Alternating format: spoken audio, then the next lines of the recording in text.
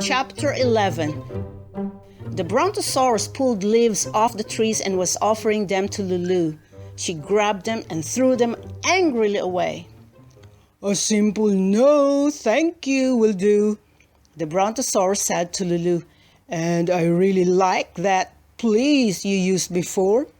So please, let me please go home," yelled Lulu. "Your yelling is hurting my ears," said the dinosaur. "But I have to admit that even if you had asked me softly and sweetly, I still would want to keep you here with me. I've been lonely and a pet is a very good thing." For hours and hours and hours, from early morning till just past noon, Lulu kept telling the Brontosaurus he had to let her go home, and the Brontosaurus kept telling Lulu no. He also kept assuring her that he'd do his absolute best to make her happy. He spoke in such a kind and nice and polite and patient voice that after a while Lulu was talking, not yelling. And after a while she was talking softly and sweetly, and pretty soon after that she started to cry.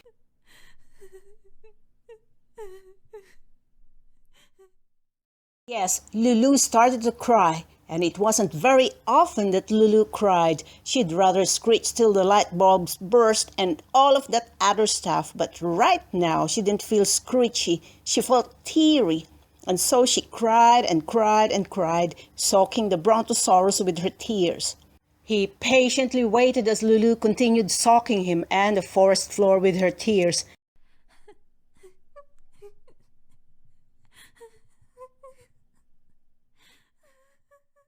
He patiently waited some more and then he said, "I'm sorry I'm making you cry, little pet, but I won't be changing my mind. Would you like a tissue?"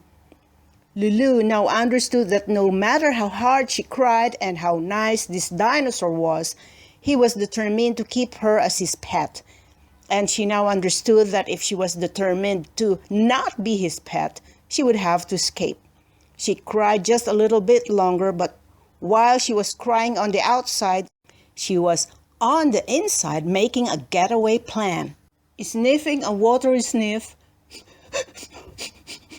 Lulu said to the Brontosaurus, "Thank you, Mr. B. I do need some tissues. If you let me down on the forest floor for a minute, I'm sure I can find a box of them in my suitcase."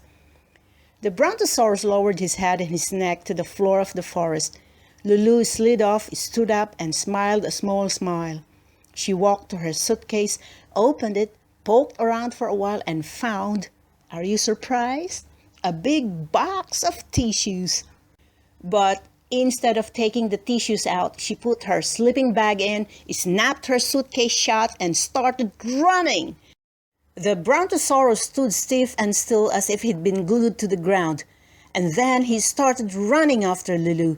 But Lulu darted off the path into the heart of the forest, into a part of the forest where the trees grew so close together that a creature as huge as this dinosaur could not fit. She zigged and she zagged and she zigged and she zagged through those close together trees while the Brontosaurus looked for spaces to squeeze through.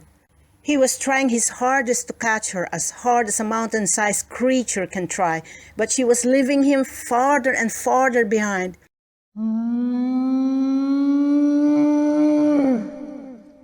"Come back, little pet, come back!"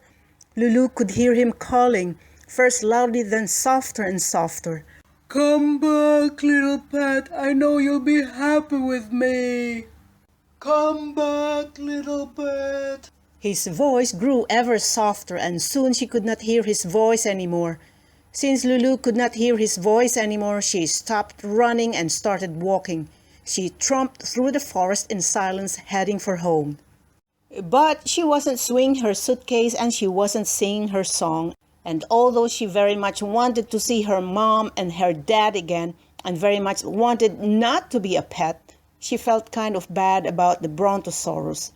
And so do I, because even though I'm the person reading this story, I don't like leaving him all alone, sadly calling, "Come back, little pet, come back."